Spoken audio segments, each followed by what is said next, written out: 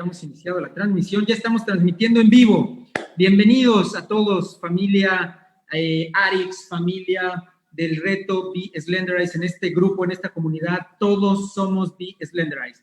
Estamos muy contentos porque hemos tenido unos días de muchísima información, de mucho contenido, unos días también en donde ya movimos el cuerpo hoy en la mañana con Joel y bueno, este ejercicio de pasarte la pelotita por atrás, bueno, Joel me puso a sudar durísimo y ahí seguir pataleando, ¿no? Entonces hemos tenido días muy intensos y hoy estamos ya por comenzar una nueva conferencia para continuar con todas estas serie de conferencias con contenido padrísimo, con información muy importante para todos ustedes. Hoy tenemos nada más y nada menos a la doctora Leslie Cisneros, que nos acompaña y que nos va a hablar del tema microbiota y peso saludable. Los invito a que vayan por un cuaderno, por una pluma, para que puedan tomar nota, porque estoy seguro que toda esta información va a ser de mucha utilidad para todos ustedes. Así es que, Leslie, doctora, muchísimas gracias por acompañarnos, gracias por su tiempo y le cedo los micrófonos. Gracias, buenas noches.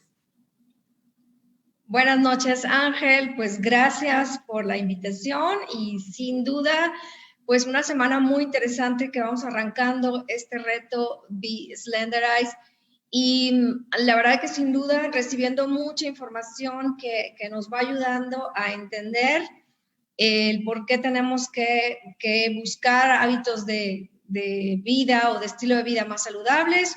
Y sin duda la información nos va ayudando a poder dar esos pasos más firmes y a entender el por qué. Y bueno, hoy es un tema muy interesante. Bueno, a mí siempre me ha gustado la microbiota. Cada vez que la conozco más, veo la importancia y la relevancia de esta. Y sin duda en relación a la salud en general y obvio, ¿por qué no? También a la búsqueda de ese peso saludable. Hay muchas cosas que hablar de la microbiota y voy a tratar de hacerlo muy breve en este tiempo y de una manera pues práctica y entendible para todos, para que no caiga esto en una plática médica con términos médicos medio aburridos de repente a lo mejor, ¿verdad? Pero bueno, vamos a entrar en el tema de la microbiota intestinal y el peso saludable. ¿Qué tanta relación pudiera tener, si es que existe una relación, y por qué es importante voltear a ver a la microbiota del intestino cuando estamos buscando regresar o mantener ese peso saludable? Algunos conceptos que vamos a ver ahora o algunos puntos que vamos a estar viendo en esta plática es, bueno, repasar algunos conceptos generales sobre la microbiota intestinal, ver cómo la perdemos, cómo la llegamos a perder esa microbiota y cómo pudiera estar relacionada con el peso saludable o con el control de peso y en un momento dado, bueno, cómo podemos hacerle para restablecer nuestra microbiota intestinal.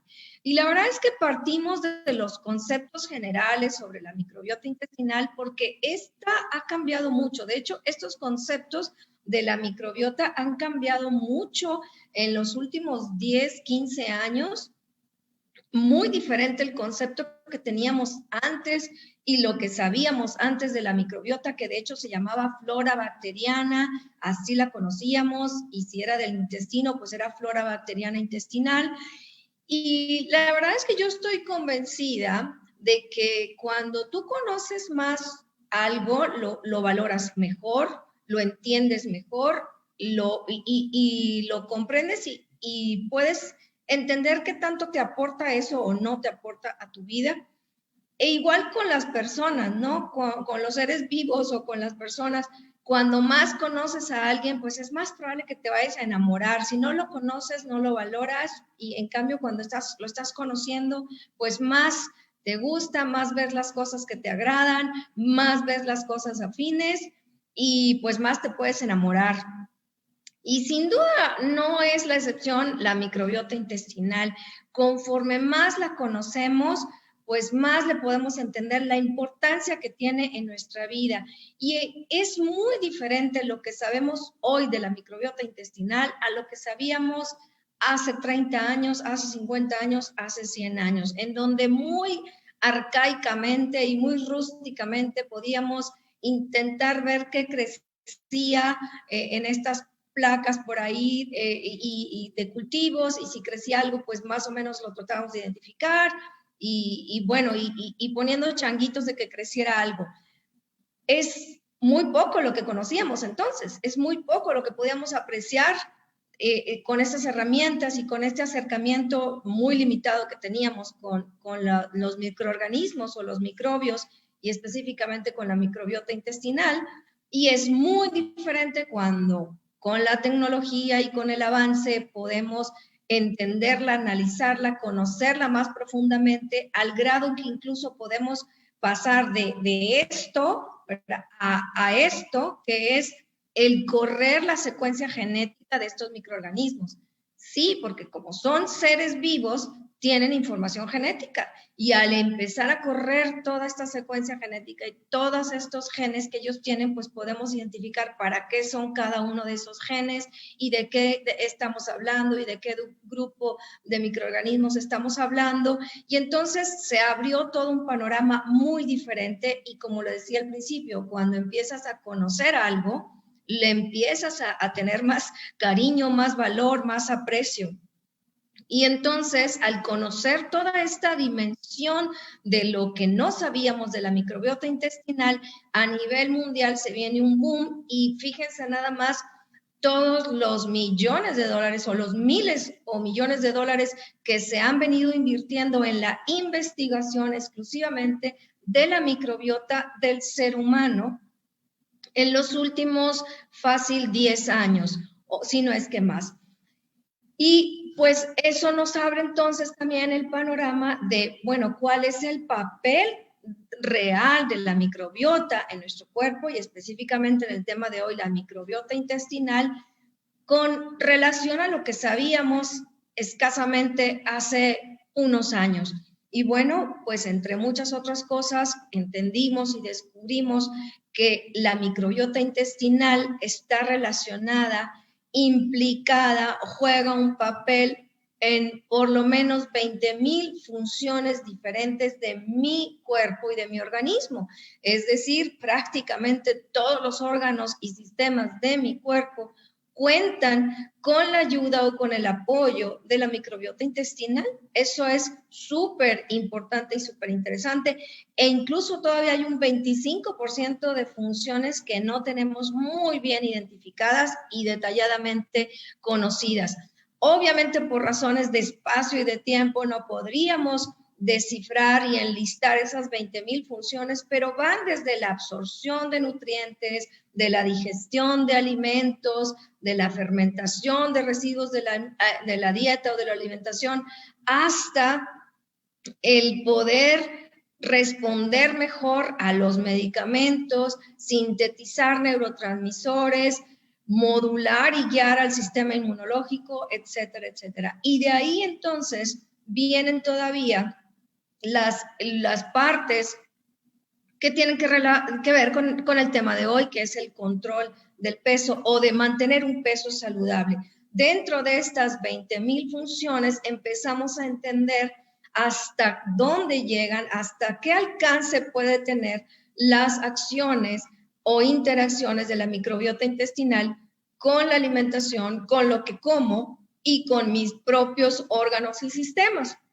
Y entonces empiezan a salir por ahí algunos artículos en donde saben que, pues parece que los microbios del intestino tienen mucho que ver en la capacidad que yo tenga de extraer de lo que como los nutrientes, pero también de extraerle la energía o las calorías que pudiera yo necesitar, y que de alguna manera, dependiendo del tipo de organismos que tengo, dependiendo de estos microbios o microorganismos en mi intestino, esa energía, todo eso que puedo yo obtener de lo que estoy comiendo, o una de dos, o la voy a utilizar como energía o la voy a almacenar.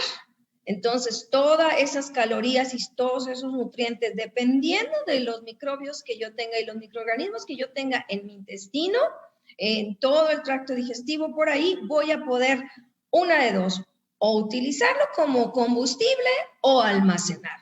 Y al hablar de almacenaje, pues estamos hablando de tejido adiposo. Entonces empezamos a ver que parece ser que sí tiene un papel muy directo la microbiota intestinal con mantener un peso saludable, y por ahí empiezan esos artículos a finales del siglo pasado, a principios de la década de los 2000, y luego hay otro concepto muy importante que empezamos a entender mejor del papel de la microbiota intestinal, que tiene que ver con el sistema inmunológico, su relación tan estrecha con el sistema inmunológico, de tal manera que en las paredes del intestino nos queda claro que están más del 60% de las células inmunológicas o del sistema de defensa, y por eso el intestino es el órgano más importante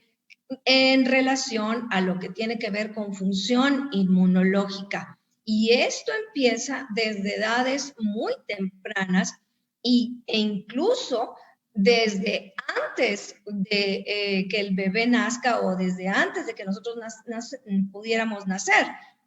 Esto empieza en etapas muy tempranas de la vida, incluso, o hablando específicamente de la concepción, en donde empezamos a ver que los microbios de la mamá, entonces ya nos vamos todavía un paso atrás, la microbiota de la mamá tiene mucho que ver en cómo se va a empezar a modular mi sistema inmunológico, y luego con el alimento del seno materno y la leche materna, también por ahí continúo esta modulación y estos mensajes y estas señales que le mando a mi propio intestino de prepararse para los microbios o microorganismos que deben de crecer, a los que debe favorecer, a los que debe de escuchar y debe de seguir, y a la par el sistema inmunológico. Entonces, esto realmente, créanme que es algo que viene a revolucionar muchas cosas que no habíamos logrado entender,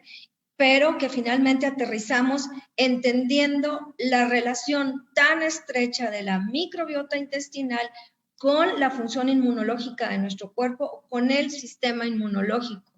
Y nos vamos, como les decía, a etapas muy tempranas de la vida, como lo es en el útero. Y de hecho, nos pasamos entonces a la pregunta de cómo adquirimos esta microbiota intestinal. De hecho, hace muchos años, como les digo, vienen cambiando muchos conceptos, porque yo aprendí en la Facultad de Medicina que el intestino del bebé en el útero, en el vientre de mamá, era estéril, es decir, no había ahí bacterias en el intestino del bebé, y las primeras bacterias iban a empezar a sembrarse, por así decirlo, en el canal del parto. Y sí, esta parte del canal del parto al momento del nacimiento sigue siendo una parte muy importante, pero ya veíamos que los microbios o la microbiota de mamá viene ejerciendo una influencia en esto. De hecho, cuando a mí me preguntan, ¿una mujer embarazada puede tomar probióticos? Pues no nada más puede probar probióticos, debe de asegurar que tiene una microbiota intestinal saludable, y los probióticos sin duda son una herramienta para ello. Una mujer dando seno materno, dando leche materna, una mujer lactando, ¿puede tomar probióticos? Pues la respuesta es la misma. Debe asegurar que tiene una microbiota intestinal sana, y los probióticos, al igual que la dieta, juegan un papel muy importante. Entonces, luego viene, como decíamos, el momento del canal del parto, ya que hay una diferencia en los bebés que nacen por parto y los bebés que nacen por cesárea, los bebés que son alimentados al seno materno o los que son alimentados por fórmula. Y luego viene el momento de la lactación, es decir, cuando introducimos esos alimentos sólidos por primera vez al bebé, y los primeros alimentos que continúan después en esa infancia temprana. Entonces, todos estos son etapas de la vida del ser humano y van continuando, como podemos ver en esta imagen, en donde la microbiota intestinal va evolucionando, se va modificando de acuerdo a las etapas de la vida. pero no nada más de acuerdo a esto, sino de acuerdo a otras cosas que en su línea de vida les puede ir impactando o puede ir impactando al ser humano.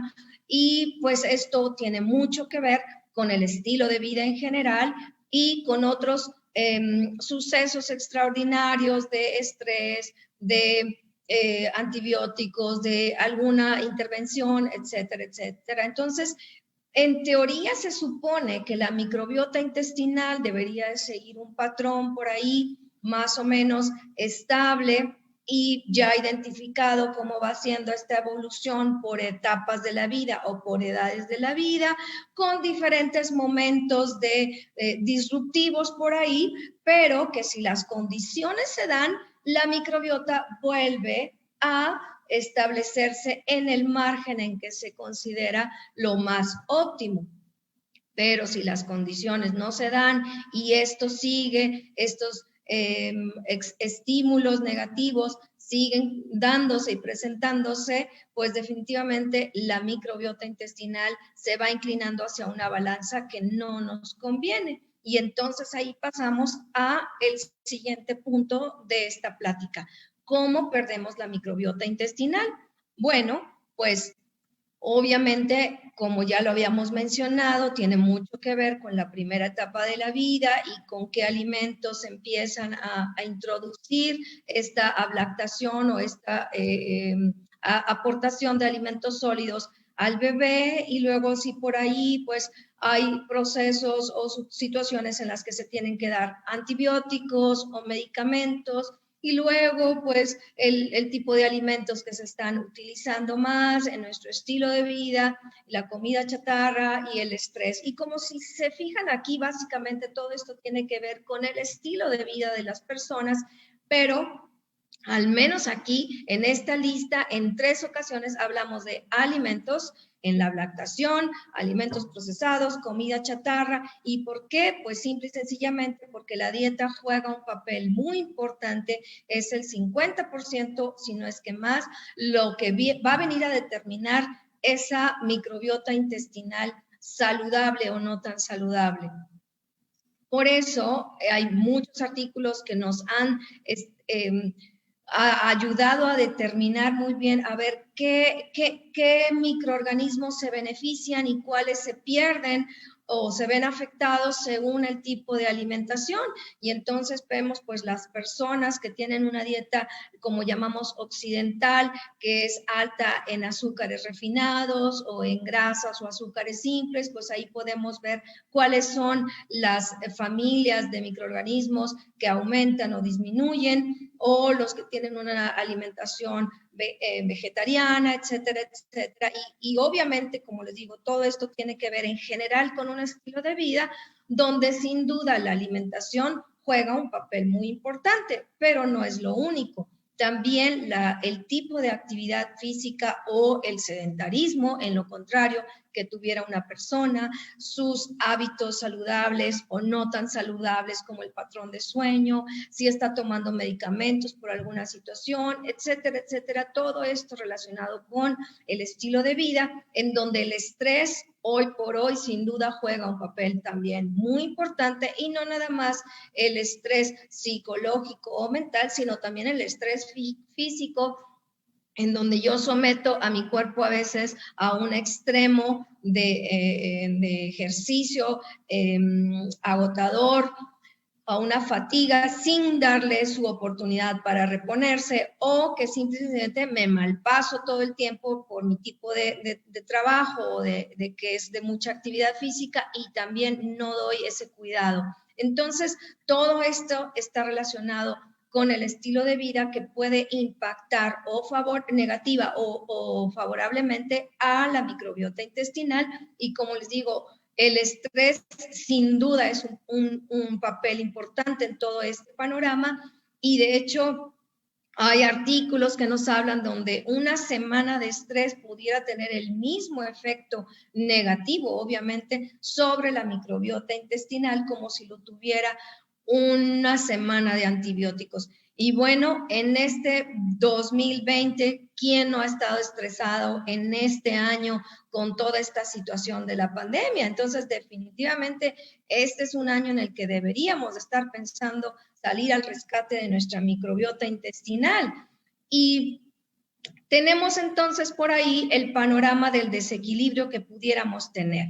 Puede ser que este desequilibrio en la microbiota intestinal sea porque disminuyen la cantidad o la presencia de esos microorganismos favorables o aumentan y hay un sobrecrecimiento o un exceso de los microorganismos no tan favorables o tenemos muy limitada la variedad en general, porque entre más rica la variedad, entre más variación haya de microorganismos, de diferentes microorganismos, esto habla también de una microbiota saludable. Entonces, ya sea por disminución de unos, por exceso de otros o por una variedad limitada, esto se conoce como un desequilibrio en la microbiota intestinal o lo que llamamos disbiosis intestinal.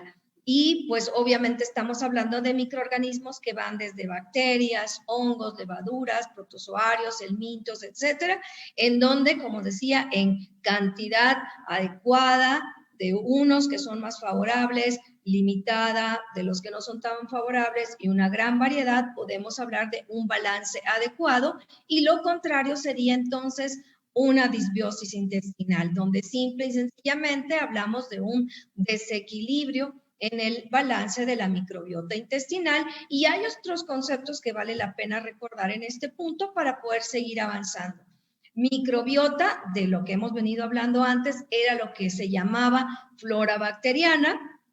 Si es del intestino, pues es microbiota intestinal, como antes llamábamos flora bacteriana intestinal, pero se cambia el nombre porque como la conocemos mejor, como pudimos determinar mejor su papel en nuestra vida, le hacemos un honor al cambiar el nombre y un nombre más que la valora y que realmente le hace honor a su papel, pues es el de microbiota. Y es básicamente esto, el conjunto de microorganismos que habitan en nuestro cuerpo. Diferentes tipos de microorganismos y que si están en el intestino, pues entonces hablamos de microbiota intestinal. Y luego viene el término metaboloma. Y entonces esto se refiere a los metabolitos de la microbiota desde un punto de vista funcional. Es decir, los desechos o sustancias que estos microorganismos llegan a producir y que son los que juegan o vienen a ejecutar esas 20,000 funciones que mencionamos diapositivas atrás. Y estos metabolitos vienen siendo los mejores marcadores, el mejor huella o evidencia de la actividad de estos microbios, porque vienen siendo el producto final de alguna reacción química, de alguna reacción bioquímica o de alguna reacción metabólica. Y entonces pasamos al siguiente punto de esta plática, ¿cuál es el papel o de cómo puede ser esta relación entre el control de peso o entre el peso saludable y la microbiota intestinal? Bueno, pues precisamente es a través de mucho de ello, de los metabolitos que ellas producen. Y vamos a hablar un poquito más o detallar un poquito más a qué nos referimos con metabolitos. Bueno, la microbiota, ya lo dijimos, son microorganismos, es decir, son seres vivos. Y como todo ser vivo, estos microorganismos comen, digieren y excretan. Y entonces, para poder comer, pues compiten entre ellas, con otras y conmigo mismo, ¿verdad? Si mi microbiota intestinal compite también conmigo por los alimentos. Para poder digerir va a producir sus propias enzimas y excreta, y esas excretas son esos desechos a los que les llamamos metabolitos.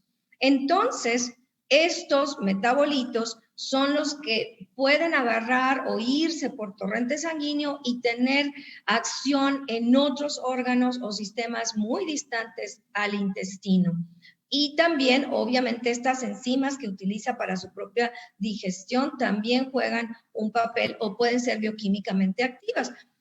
Así que todas estas 20,000 funciones, o la gran mayoría de estas 20,000 funciones en las que mi cuerpo está esperando que la microbiota le ayude, pues tienen que ver con la interacción de estos metabolitos.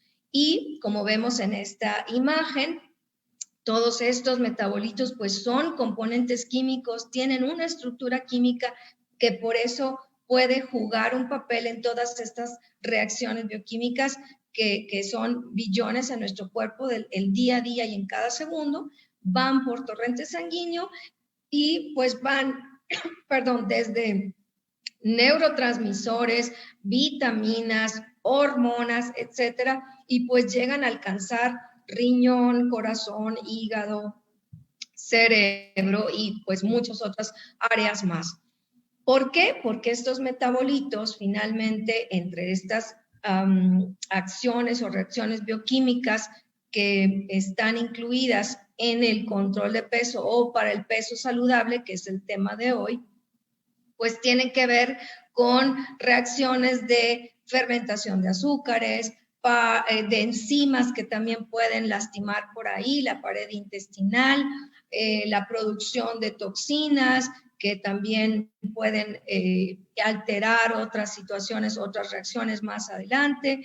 Y en general, muchas de estas, cuando hay un desequilibrio, sí, como lo estamos viendo ahorita en esta disbiosis intestinal, pues ya se sale de control todas estas reacciones que pudieran estar contenidas y controladas y que en cierta limitante o cantidad no serían tan nocivas, pero si ya está este desequilibrio, entonces todas estas reacciones en exceso pueden empezar a pasarnos la factura y llegar también a involucrar al sistema inmunológico, porque acuérdense que van muy de la mano, y empezamos a tener el mismo cuerpo tratando de protegernos, empieza a producir sustancias inflamatorias, porque la inflamación es la primera línea de batalla de mi cuerpo para protegerme contra algo, y entonces todo esto favorece un estado proinflamatorio.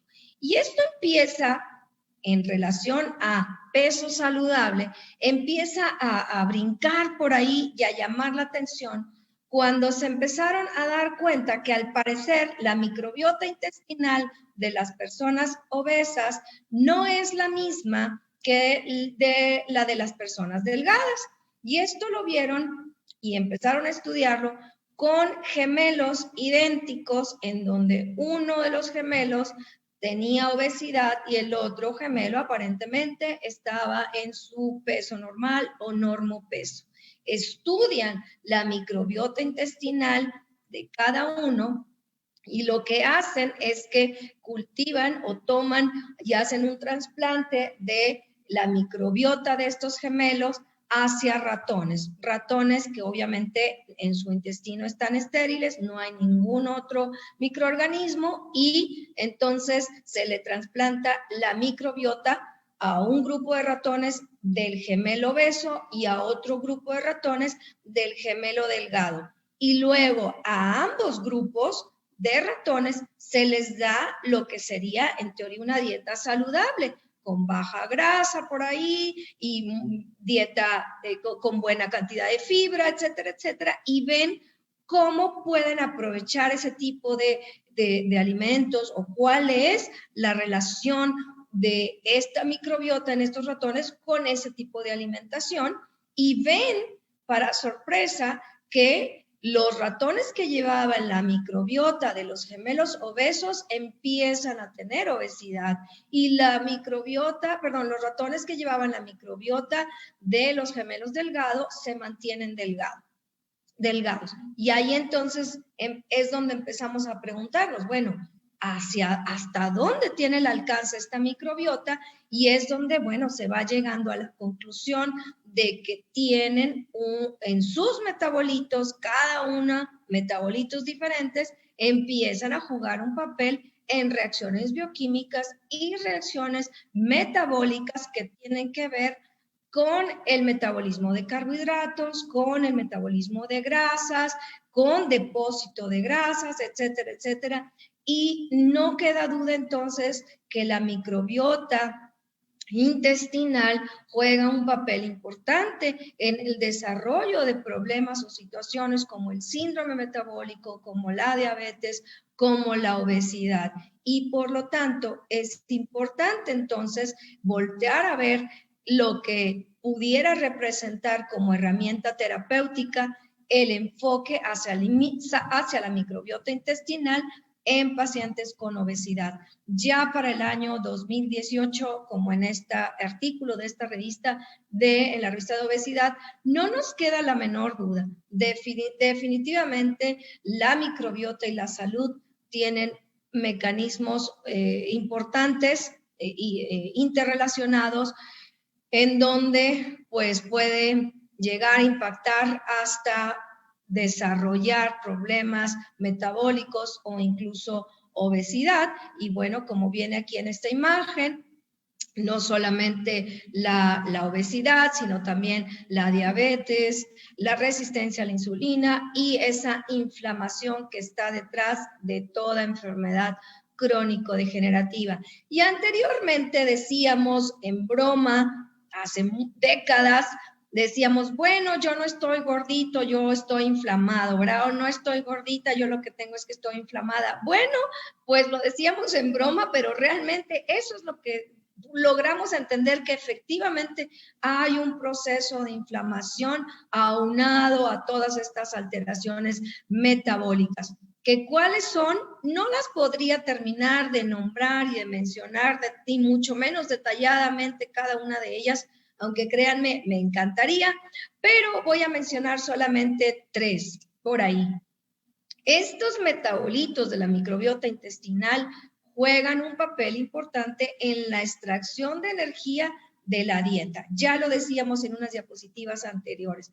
Diferentes tipos de dieta, de cepas o de familias de microorganismos van a aumentar o disminuir las posibilidades de obtener la energía, las calorías de estos alimentos, los nutrientes de estos alimentos, y dependiendo de cuál predomina, o la voy a utilizar como combustible o la voy a terminar almacenando, y esto es grasa, más grasa.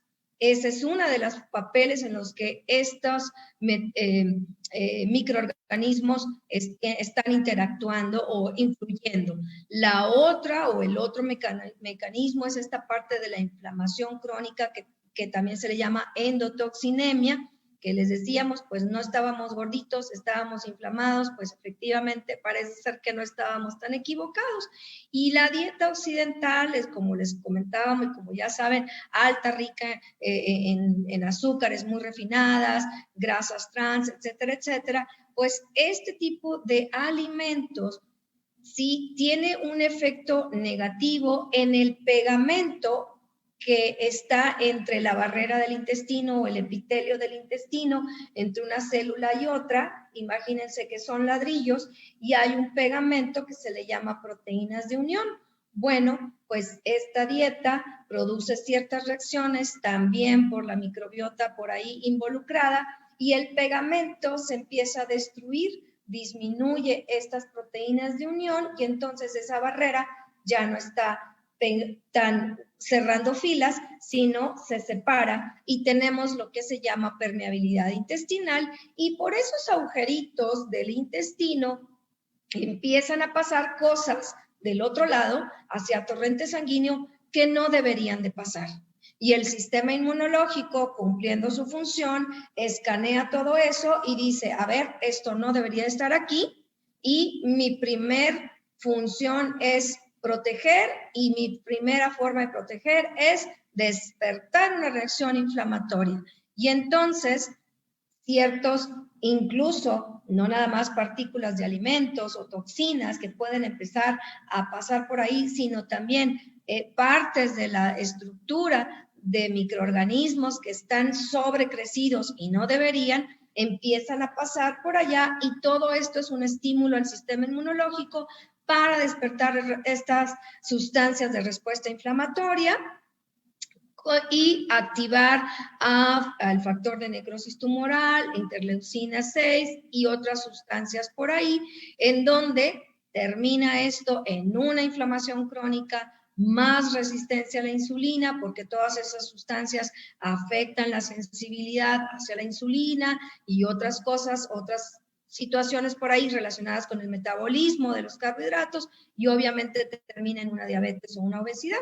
Y es esto, básicamente, la diapositiva anterior, pues es explicada en esta imagen, en donde acá podemos ver donde dice luz intestinal y, por ejemplo, si hay un sobrecrecimiento de bacterias gram negativas, empiezan a pasar como esas espinitas que están alrededor de la membrana, se sueltan, pasan por la pared del intestino porque hay una permeabilidad intestinal.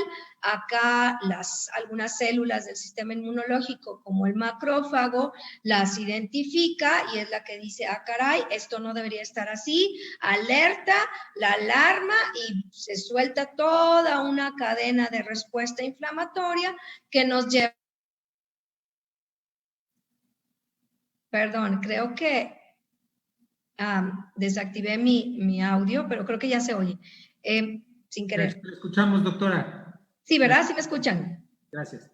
Ok, entonces todo esto termina en una respuesta inflamatoria que, como ya lo dijimos, va a pasar la factura hasta un evento metabólico y tenemos resistencia a la insulina, obesidad, etcétera, etcétera. Entonces, ese es el segundo punto, por la llamada inflamación crónica o endotoxinemia.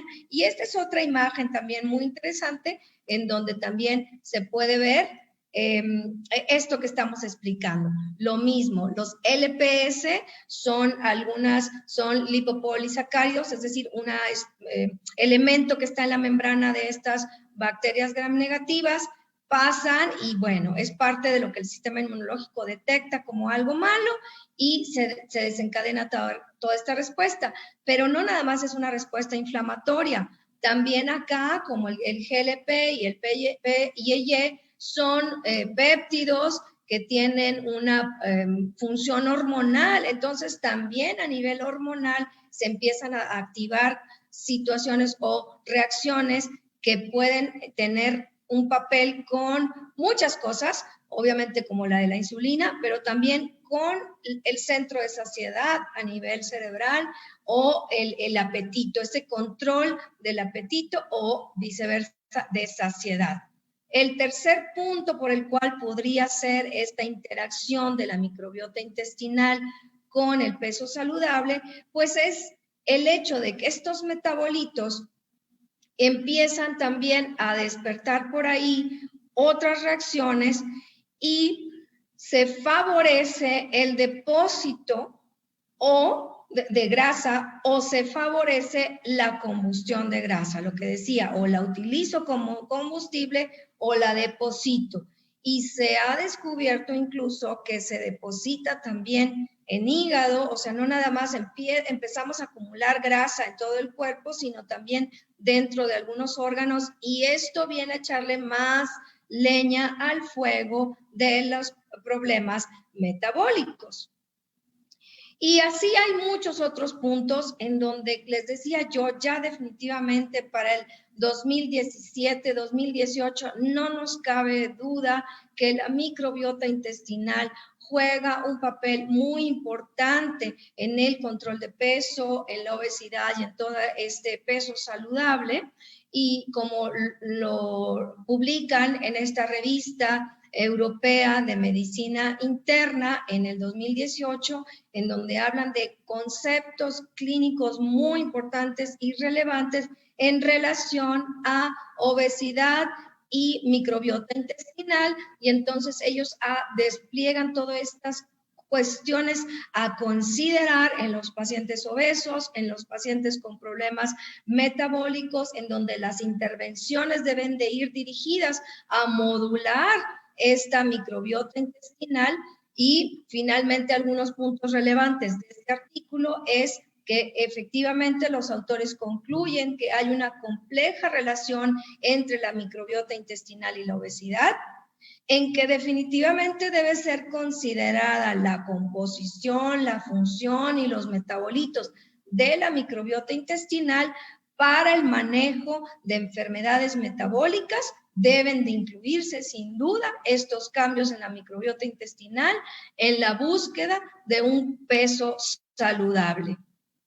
Algunas de las cosas últimas aquí, lo más reciente que está sobre la mesa de la investigación, como viene en este artículo de marzo del 2020, es que empiezan a encontrar que el impacto de la microbiota intestinal, de los microbios o microorganismos que hay a nivel del intestino, impacta a otros órganos, y este es un artículo bien interesante porque esta es la primera vez que se logró captar la huella de estos microorganismos en otros órganos. Hagan de cuenta que nosotros siempre hemos sospechado y hemos dicho que el hombre llegó a la luna, pero hasta que no vemos la huella de la bota del hombre en la luna, dijimos, wow, aquí está ya la evidencia que el hombre llegó a la luna. Siempre lo sospechamos, pero ahora lo podemos comprobar. Bueno, este artículo está hablando de eso. Siempre sospechamos, y por medio de ir siguiendo vías metabólicas y metabolitos de desechos en heces y en orinas, pudimos armar todo este rompecabezas, pero por fin pudimos ver la huella de microbios o microorganismos en órganos como el hígado. Fíjense, algo súper interesante es que además en ciertos tejidos, pero fíjense aquí, vimos la presencia de esta huella en tejidos grasos visceral, el tejido graso visceral o la grasa visceral, que es la metabólicamente más activa. Y ahorita voy a hablar un poquito de esta importancia. Aquí había la presencia de estos metabolitos que hablan de estos microorganismos, y no estaban tanto, o no se encontró tanto, o sea, sí se encontraron, pero era una proporción muy diferente de la que se encontró en la grasa subcutánea. Esta grasita de los brazos, de por las llantitas, de por acá, esta no era tanto, de los cachetes, la papada, ahí no había tanta, sí hay, pero comparada, la huella que se encontró en la grasa visceral era muchísimo más la grasa visceral. Esto es súper importante, porque entonces viene a reforzar un término que se ha venido manejando mucho y que no lográbamos como que darle su lugar y su relevancia, de el delgado enfermo. Las personas que aparentemente están en su peso normal, pero que tienen una grasa visceral como si la tuviera un obeso o incluso peor. Y esa grasa visceral es la que tiene más actividad metabólica, negativamente hablando, con el manejo de carbohidratos y todo eso. Entonces, es algo que cuando yo vi este artículo dije, wow, yo tengo, y con mi equipo de trabajo, tenemos varios años diciendo el índice de masa corporal, le estamos dando más peso de lo que deberíamos en la actualidad. ¿Por qué? Porque el índice de masa corporal es cuánto pesas en relación a tu estatura. Y entonces, de hecho, es uno de los parámetros por ahí para calificar si tenemos síndrome metabólico o no. Y entonces, pues por ahí decíamos que y para clasificar la obesidad, de hecho, para clasificar la obesidad. Y entonces, si tú estabas en un peso en relación a tu estatura saludable, que es abajo de 25, pues entonces tú no tenías de qué preocuparte, no importaba si tu estilo de vida estaba, pero mal, que al cabo tú mantenías un índice de masa corporal. Y nosotros siempre decíamos, es que no, esto es una bomba de tiempo. ¿Y por qué? Porque ya si tu índice de masa corporal estaba arriba de 25, como ustedes pueden ver ahí la clasificación, pues ya era sobrepeso, obesidad 2, 3, mórbida, etc. Pero este artículo que les compartí ahorita nos viene a respaldar lo que hace casi 20 años ya se hablaba por ahí en cuanto al obeso al metabólicamente obeso o al enfermo de peso saludable, al metabólicamente enfermo de peso saludable, que por ahí salió en la revista de diabetes de hace casi 20 años y que finalmente se retoma también por ahí a mediados de la década pasada, en donde el índice de masa corporal, que estás en el límite ahí pisando el 24.9, el 23 y cacho, puede ser que estás en un rango de peso obeso de peso normal o enfermo metabólico con un peso normal. Y definitivamente por esto que vemos aquí en esta imagen, pues puede ser que una persona con 60 kilos, por su peso, perdón, por su estatura, el peso le da todavía dentro un índice de masa corporal saludable. Pero ¿qué tanto porcentaje de grasa tiene? Y sobre todo, ¿qué tanto porcentaje de grasa visceral tiene? Y entonces, este es algo muy importante y lo quise tomar porque mucha gente de la que entró en el reto, que para empezar, qué bueno que están aquí, qué bueno que están tomando el reto, muchos entran porque quieren efectivamente bajar esos kilitos de más, pero a veces otros estamos, bueno, yo no lo voy a hacer. Incluso hay unos que dicen, no, gracias, yo no lo necesito porque estoy en un peso saludable. Ojo, porque a lo mejor estás en un peso saludable, pero traes una grasa visceral que viene siendo casi como una bomba de tiempo. Y bueno, finalmente, podríamos decir que hay diferentes procesos o líneas en donde va impactando la microbiota intestinal, en donde la primera empieza esta reacción inflamatoria con este intestino permeable, o incluso desde la luz, donde está en contacto con los alimentos y sacarle esta energía y estas calorías. Luego el segundo nivel de acción, en donde ya empieza a tener ahí alguna interacción con procesos metabólicos, hasta el tercer nivel de acción, que es como este que les mencionábamos, en donde ya está dejando la huella o impactando en diferentes órganos, incluso depositando grasa ya en esos diferentes órganos.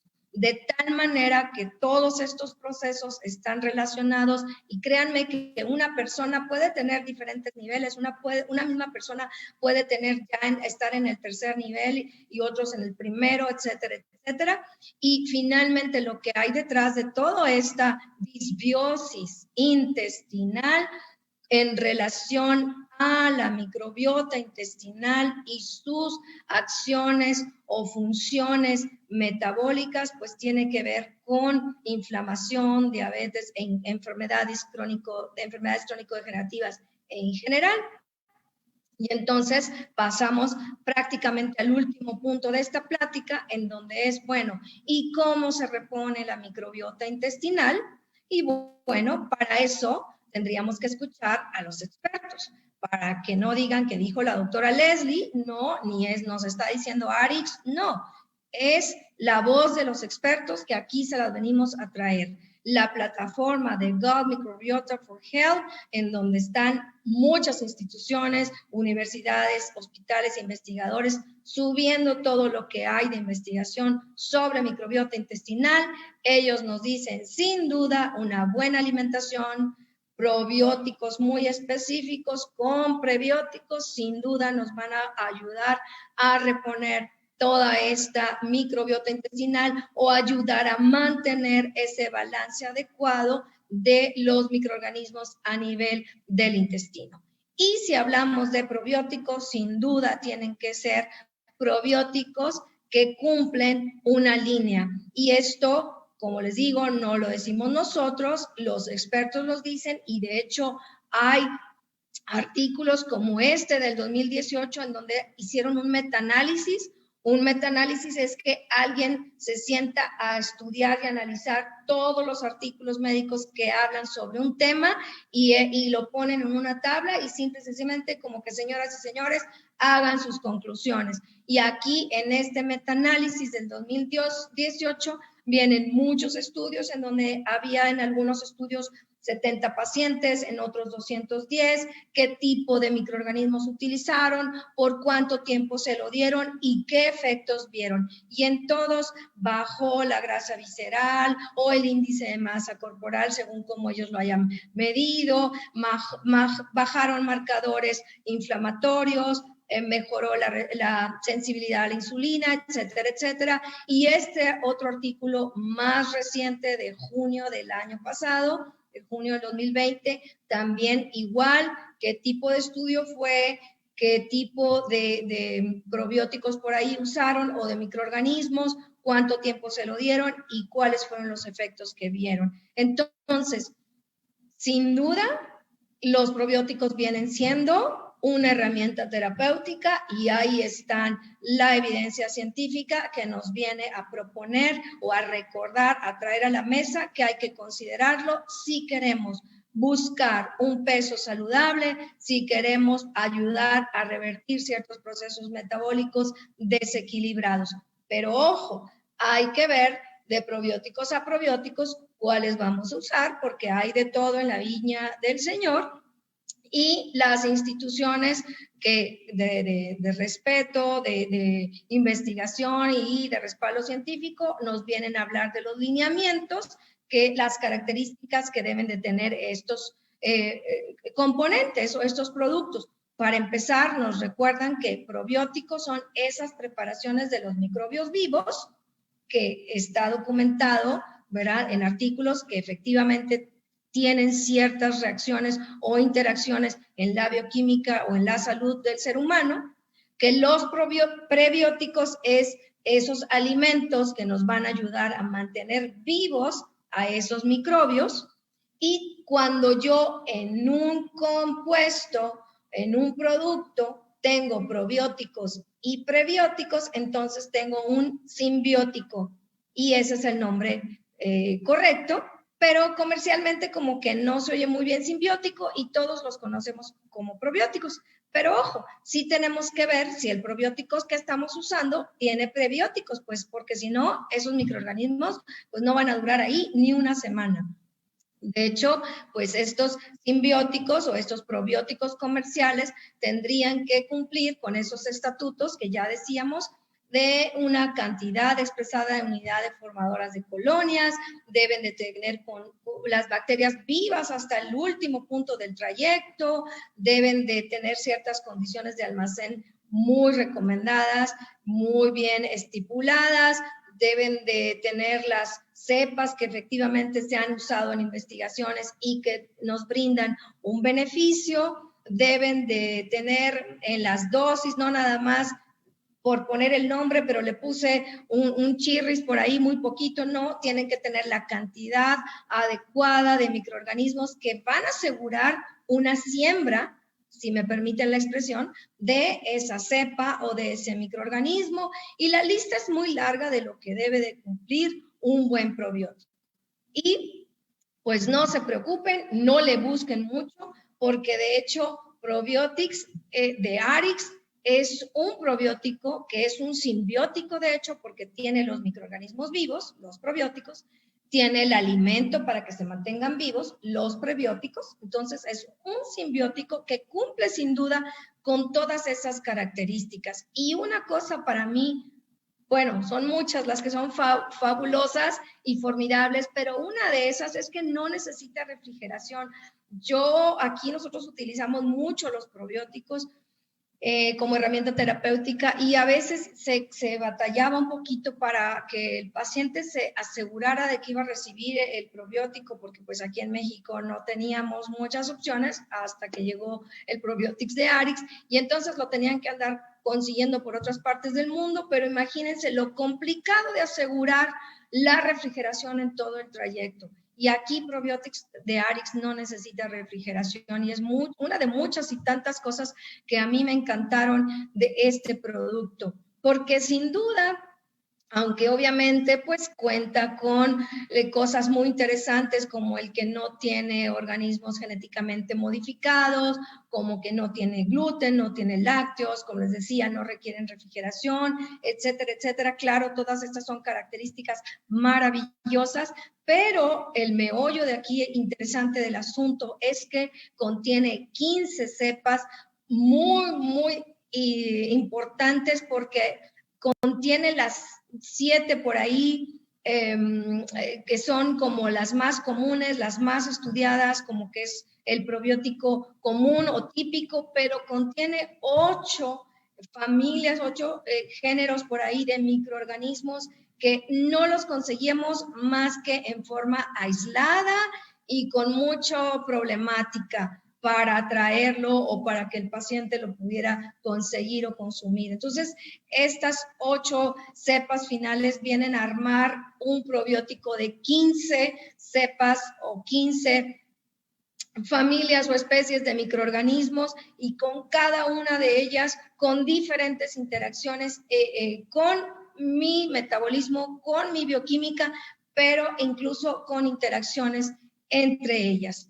Y yo espero, antes de pasar la diapositiva, ya me la brinqué, pero yo espero que con esto estemos empezando a dimensionar la importancia de ponerle atención a la microbiota de nuestro cuerpo, a la microbiota intestinal, y no solamente con el control de peso. Este reto va más allá del control de peso. Este reto, B-Slenderize, busca ayudarnos a establecer hábitos de vida saludable para mantener precisamente nuestra salud. Y yo creo que el 2020, si algo nos dejó claro, es que tenemos que invertir en nuestra salud. Los felicito a todos los que aceptaron este reto, a los que aceptaron esta invitación.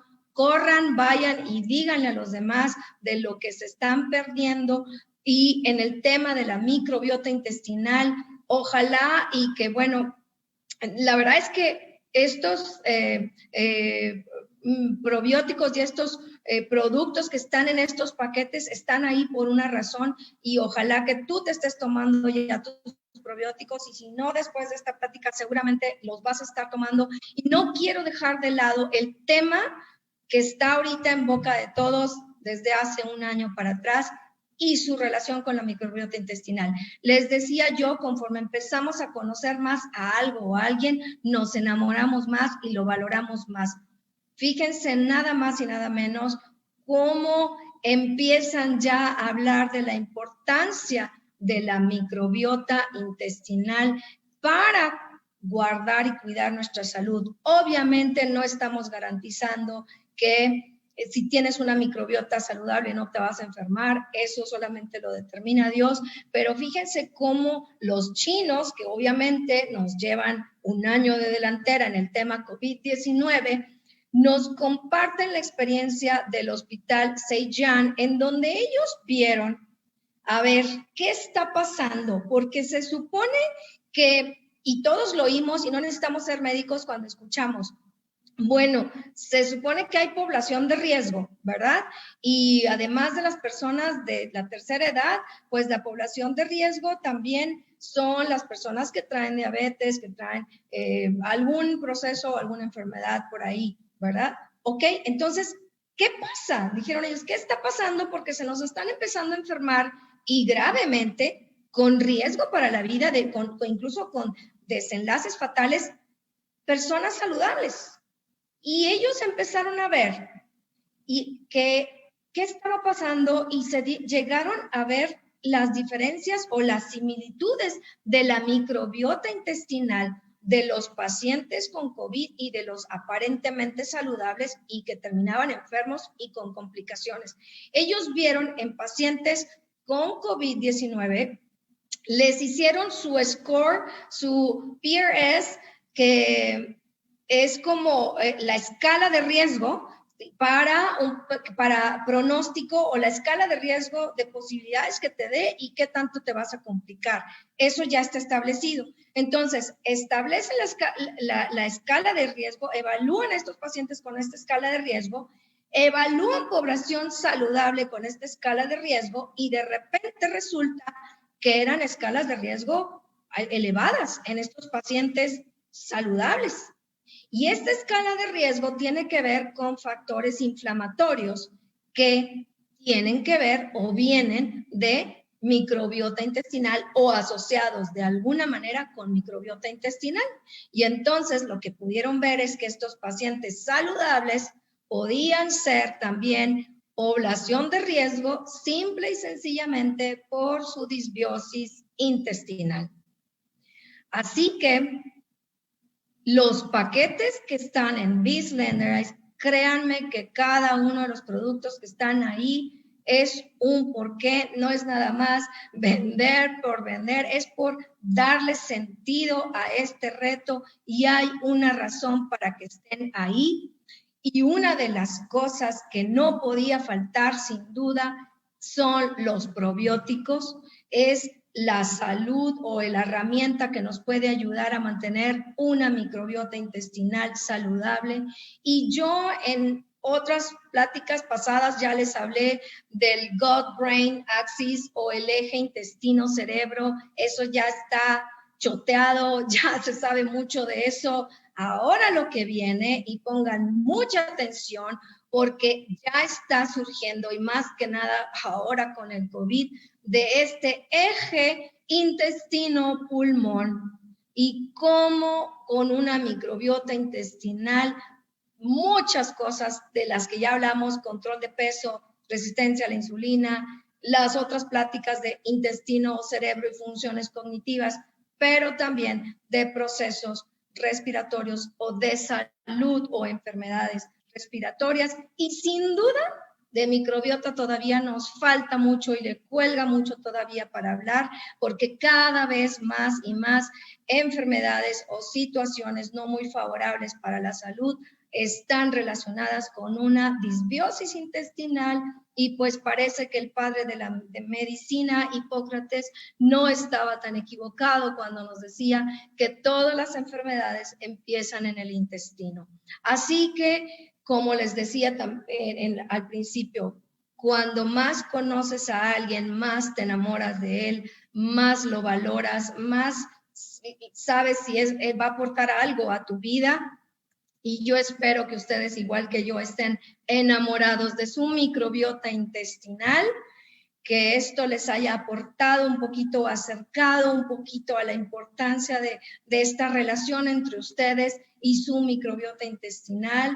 La amen, la cuiden, porque si tú cuidas tu microbiota, ella cuidará de ti. Muchísimas gracias. Yo con esto termino.